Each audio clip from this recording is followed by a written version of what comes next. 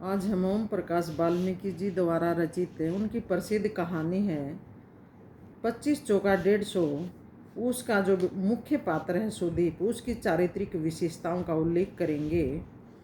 तो 25 चौका 150 जो कहानी है उसका मुख्य पात्र सुदीप है। पूरी कहानी उसी के इर्द गिर्द घूमती है। तो आइए हम जानते हैं उसकी चारित्रिक विशेषताएं। कि पहला जो है पॉइंट वह होनहार बालक है।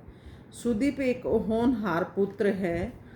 उसके पिताजी ने उसे पढ़ाने के लिए स्कूल में दाखिला दिलाया है और शीघ्र ही वो अपने होनहार होने का परिचय भी देता है।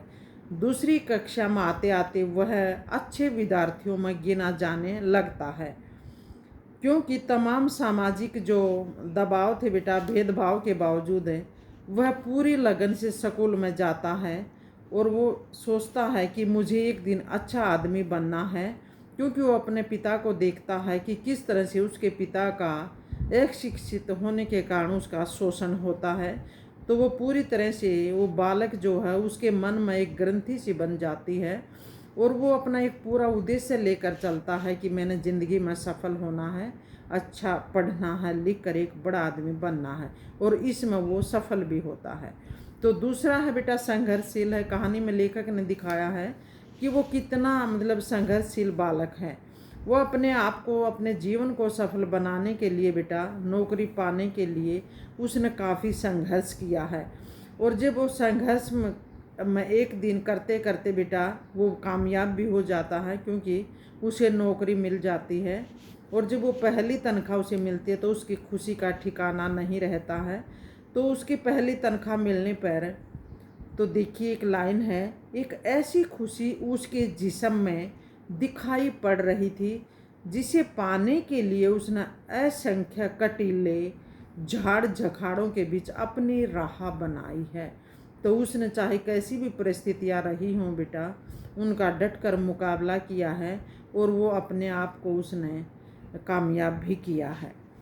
तो तीसरी उसकी चारित्रिक विशेषता है दया भावी है। दया भाव रखने वाला है। सुदीप जो है उसने बचपन से ही अपने पिता को एक निरीह प्राणी, असहज प्राणी बेटा बनकर दूसरों के सामने गिड़गिड़ाते हुए देखा है।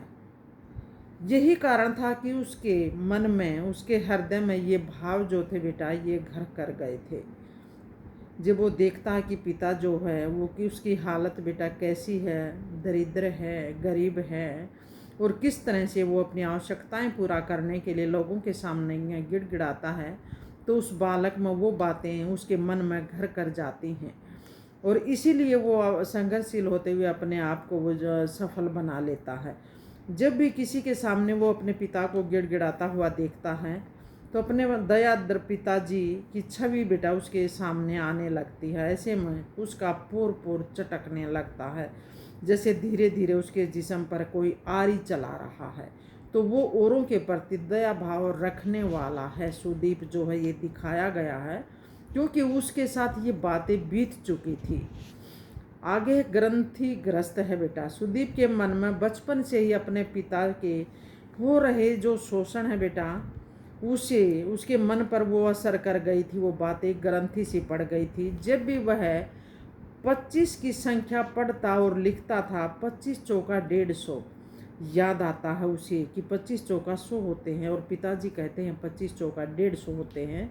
तो अपने पिता का वो विश्वास भरा चेहरा देखता है। मास्टर शिवराम नारायण जो थे बेटा, मिश्रा थे, उन्हें गाली गलौज करता हुआ लाल लाल गुस्सेल चेहरा उसकी आंखों के सामने आता है।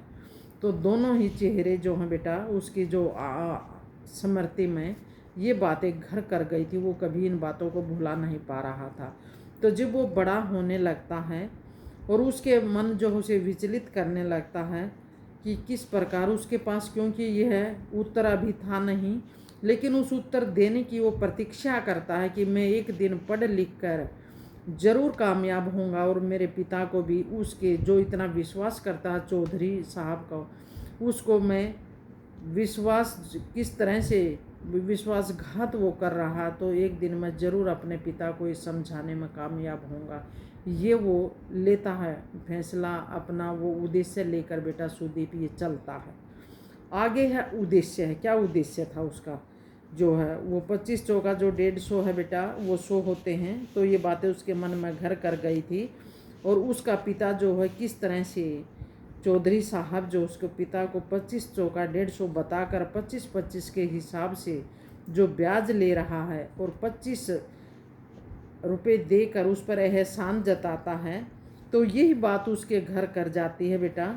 और वो कहता कि एक उदारता भी दिखाता है अपने पिता को। फिर उसने कहा था कि नहीं पिताजी, समझाता, लेकिन उसका पिताजी वो मानता नहीं है।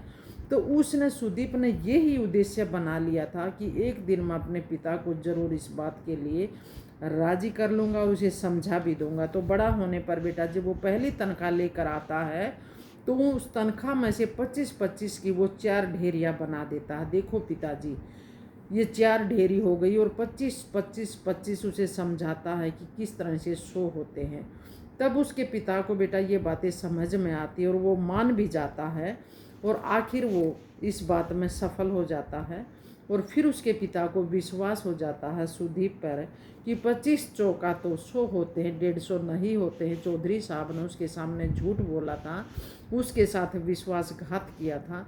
तो इस तरह से वो बेटा एक उद्देश्य लेकर चलता है और फिर उसमें सफल भी होता है और अपने पिता को समझाने में भी सफल होता है। तो ये थी सुदीप की चारित्रिक विशेषताएं बेटा कि वो एक होनहार बालक है, संघर्षशील दिखाया कहानी में, दया भाव रखने वाला है, ग्रंथिग्रस्त है। किस तरह से उसके मन में बेटा वो बातें जो वो घर कर गई थी। और फिर उद्देश्य है वो किस तरह से अपने आप को बेटा सफल बनाने में और अपने पिता को समझाने में जो उद्देश्य लेकर चलता था उसमें वो सफल होता है। तो कहानीकार ने ये दिखाया है उसकी जो सुदीप के माध्यम से। ये थी बेटा उसकी चारित्रिक विशेषताएं। बहुत बहुत धन्यवाद।